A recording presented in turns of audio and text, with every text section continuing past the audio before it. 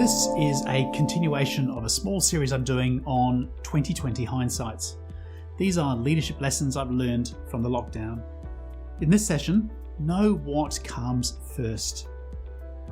In a year where there was a lot going on, as you may have noticed, having clarity around priorities has been paramount.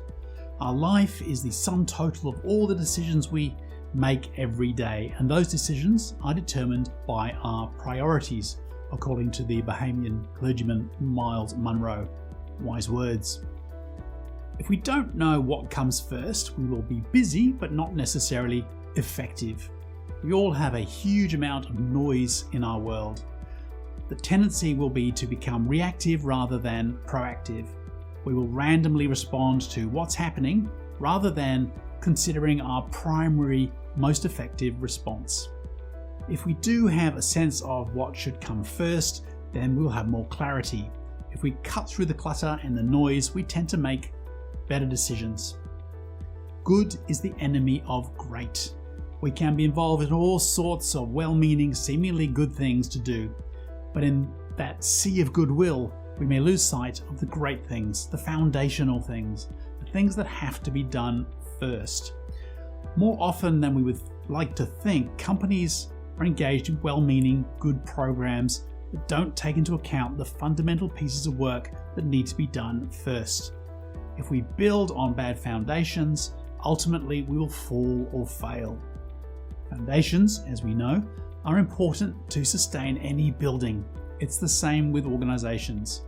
When you look at a building that is being built, it starts with a big hole in the ground. Some considerable time later, still nothing is coming out of the ground. The larger the potential building, the deeper the hole and the longer the time. And yet, the importance of foundations, if we're going to grow tall and straight, cannot be underestimated. This is particularly true in troubled times, when the wind comes and the work that we've done is shaken. It's only under crisis and pressure that we can see whether the work that we have done is strong. I have two clients in particular that come to mind that have literally doubled their sales during this year, one breaking 100 million for the first time. Whilst both have some opportunistic industry advantages, they would not have been able to cope with this growth without having laid strong foundations by reducing capacity constraints and building capability. They activated their potential and captured growth. Strategically, foundations are often disregarded in the search for the shiny new thing or the instant fix. Don't get me wrong, I love shiny new things. Take a look at my garage or studio. Yet there are specific foundational pieces of work in any company that need to be initiated, enhanced, or finished.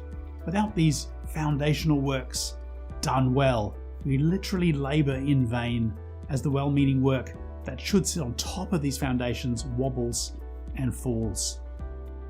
Knowing what comes first is also important for team alignment. If we don't have clarity over what is important and what is foundational, people will, with all the goodwill in the world, go about their business with different priorities. Common priorities, clearly articulated, is critical for team alignment and productivity. When I was doing the turnaround at Gloria Jean's Coffee, our key metric was retail sales. Everyone needed to be focused on getting health back into a broken system. Every month, we had a town hall meeting across the country and revealed progress with a single metric. We were all encouraged when sales decline was halted and we hit zero. And a spontaneous cheer erupted when we hit 5% growth. Within 18 months, the average franchise partner was 25% better off. The American businessman H.L. Hunt said, somewhat pragmatically, decide what you want, decide what you're willing to exchange for it, establish your priorities, and go to work. Even in the midst of the craziness of 2020 and with a bit of 2020 hindsight, I've learned this year the importance of knowing what comes first.